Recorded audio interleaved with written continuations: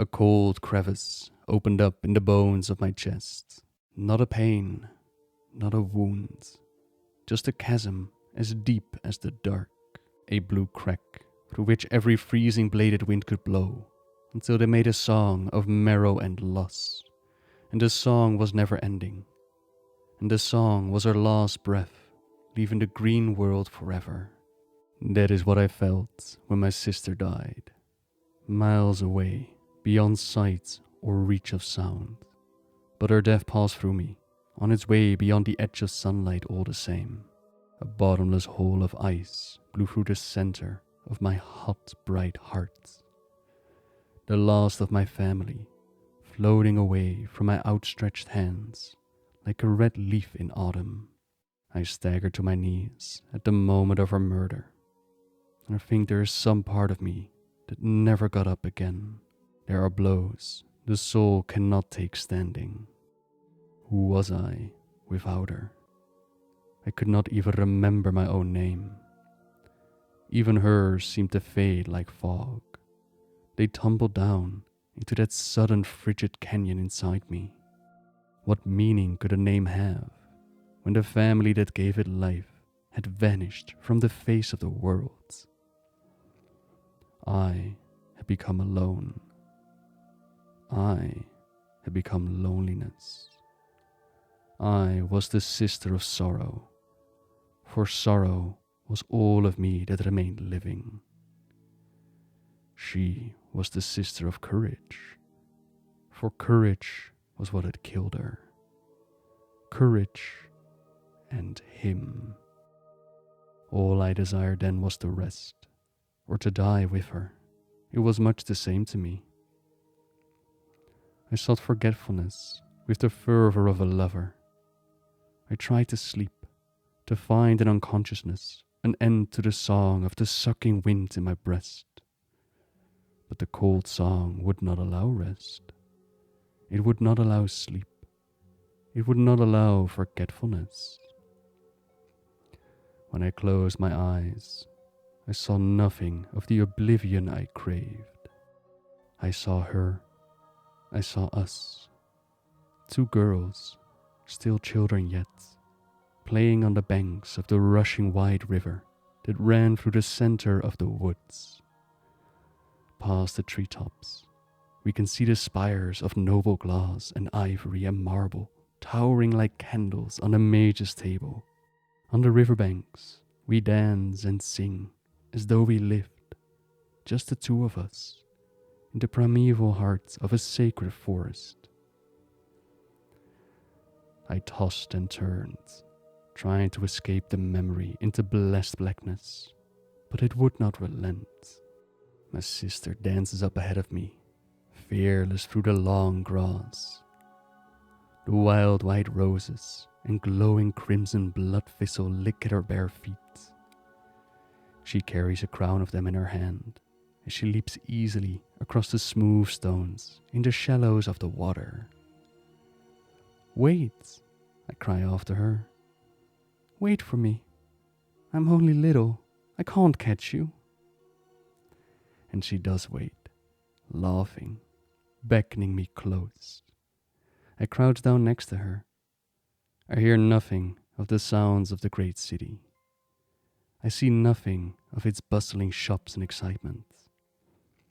I have ears only for her quick, light breath, and spirits only for her sparkling, mischievous grey eyes as we bend our heads together, her hair like the sweet flesh of late summer apples, mine the white of starlit snow. "Let me show you something," she whispers. She relaxes her long, lithe body from the crown of her head to her naked toes. Her face becomes so soft and sweet. I feel as though if I touch it, she will melt away under my fingertips like honey in the rain. Even the angle of her chin is suddenly so peaceful and kind, I can hardly bear to look at it. And just when I'm about to burst into tears, my sister tenderly, slowly dips her hand into the river water and scoops out a brilliant silver-white fish. I think it's a mithril-head trout, but it's only a baby yet, and it's hard to tell. It stares up at her with dark eyes and nuzzles into her palm, suckling against her flesh. Water drips away through her fingers, back down into the rushing current. Is it magic? I ask breathlessly. She shakes her head no. What then? I say, barely able to breathe, in case my stupid coarse breath breaks the spell. How did you do it? Gentleness only, my sister says. Well, I say it's magic, I insist stubbornly. Perhaps, she answers with a sad half smile, but the world thinks not so. She watches the fish gasp for water, finding only air and love. It does not struggle. It wants love more than life. But the thrashing of the silvertail is slowing down. And perhaps she watches it gulp and twist a little too long. Let it go, I urge her. We can't take it with us. It's against the rules. Besides, Mother would never allow it. My sister laughs. The moment bursts like a foam of plum petals. She lets the little trout slide easily through her fingers and back into the river. It darts joyfully away into the green deep. She begins to stretch her legs and stumbles on the slippery river rocks. I reach out my skinny arms without a thought. So fast it seems to happen, before the stumble ever came.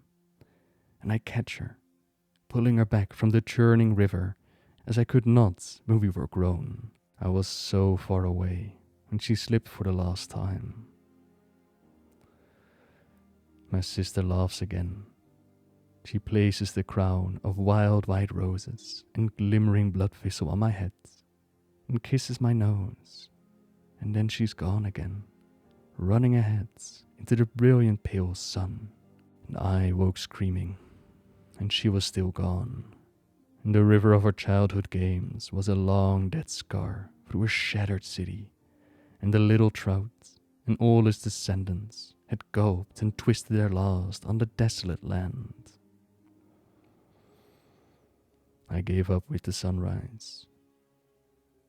When I emerged from my tent, the war camp lay silent, dreaming their own dreams, no less miserable than mine. I felt nothing for them any longer, or for the war. It would burn on with or without me. If courage could not stop it, then sorrow had no hope. I had nothing left to fight for, nothing beautiful to preserve from the ravening, only the crack in my heart, only the memory of her raising the tiny glittering fish out of the water, over and over and over again, until I thought my mind would break under the weight of her knowing grey eyes. If the song in my shattered breast wanted me to listen so fiercely, well enough, I would follow where it wound. I stilled the sounds of my mind and my silly, insignificant duties and worries and ambitions, the way I once, when I was young, stilled the sounds of a bustling, thriving city. I opened my senses only to the blue chasm and the freezing song of the wind slicing down the glaciers of my grief. The song led me far from the fighting plains, into forests so dense and deep, the only light was fireflies dancing. The forests then became deserts, the earth red and cracked and peeling as a laundress hands, and not a drop of water to slick my lips but my own tears. I grew lean in those places. I lost the hardness and thickness of a soldier. My skin sank in against my bones. I ate no noble pilgrimage bread, but only what ran or swam or flew slower than myself, and to each of their bones I sang a hymn.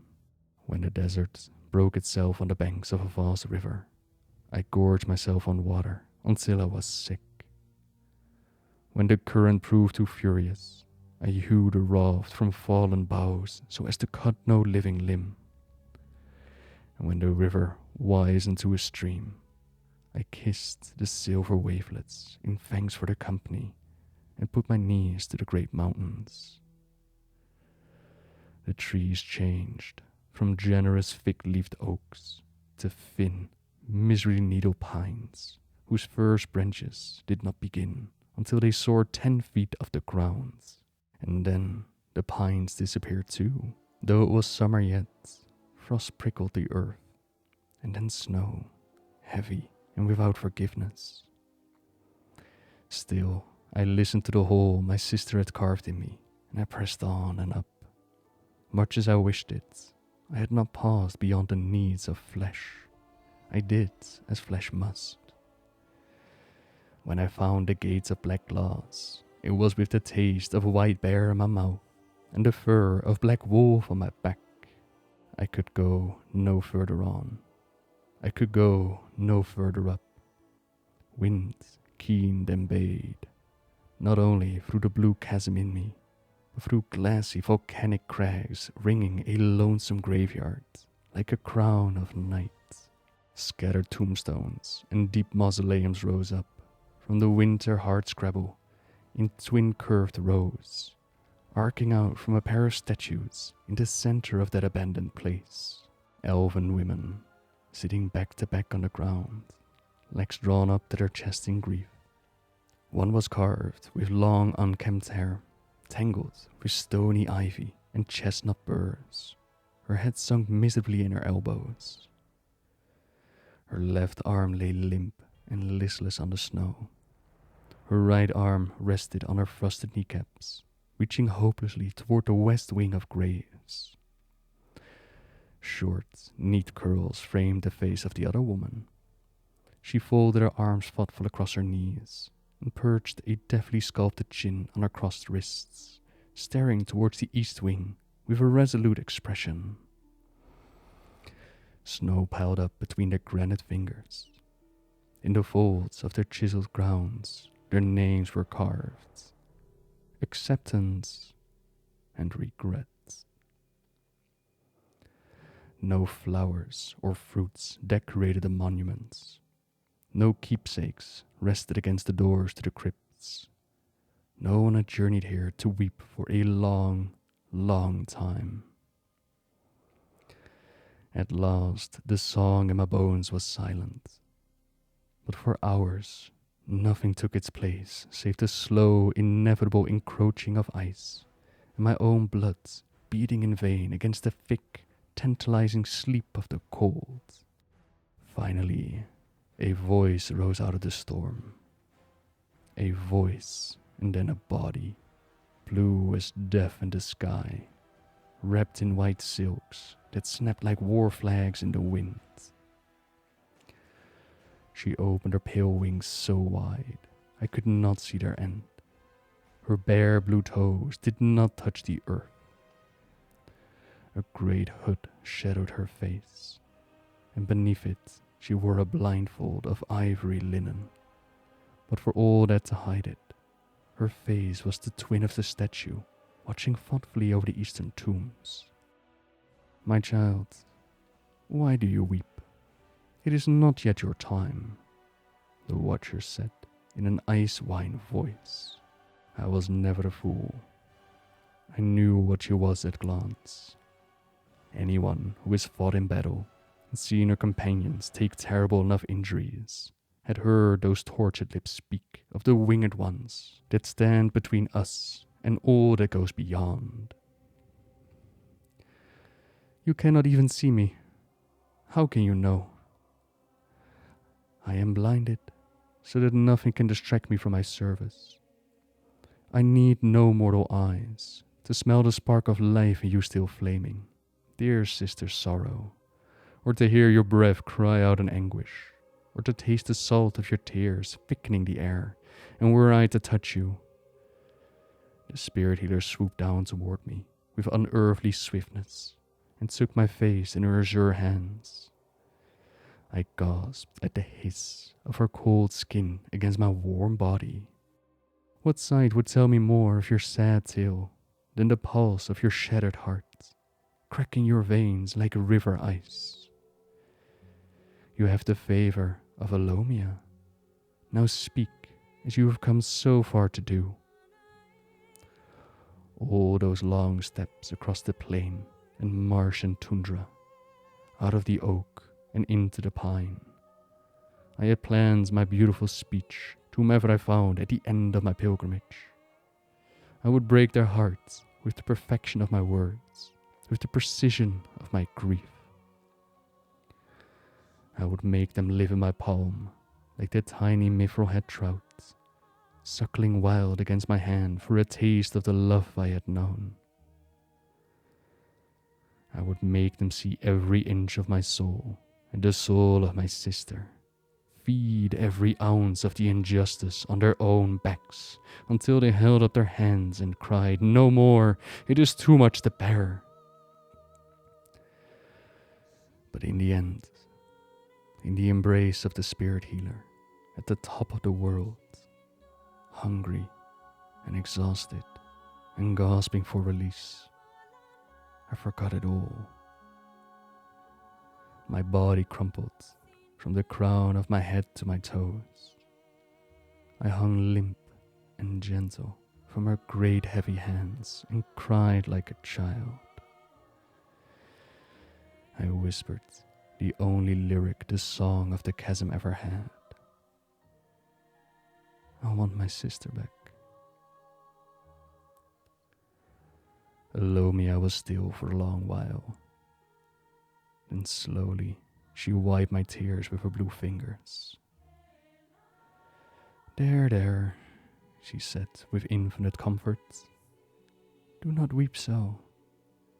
Not all the spheres of the afterlives are beyond pity. Many come before me with grand and woeful sagas, with treasure to bribe and blades to threaten, justifying their need above all others, with philosophy and logic so pure the touch of air cannot rot it.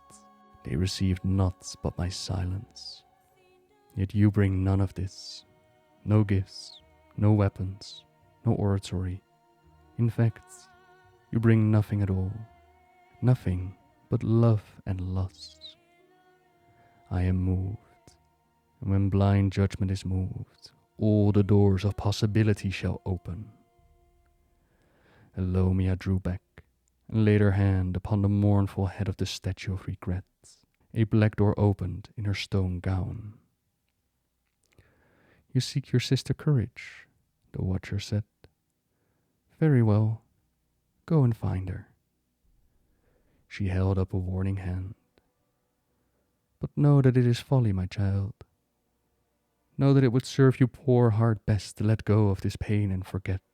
Know that there is no reward in this but a deeper, richer agony. If you could see as I see, if you could but glimpse what is to come, you would ask nothing of me but a swift journey home and a warm bed at its end." I did not understand. Not then, and not for many, many years. I could see nothing but Courage, her pale yellow hair shining, running ahead of me through the river grass, through the wild roses. I cannot forget her. She is my sister. Does your kind not have such things?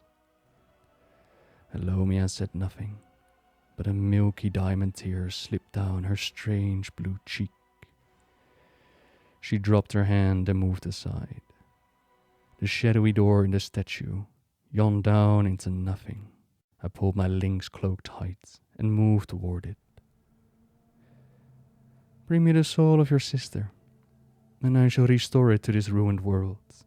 But you must convince her to come of her own true will.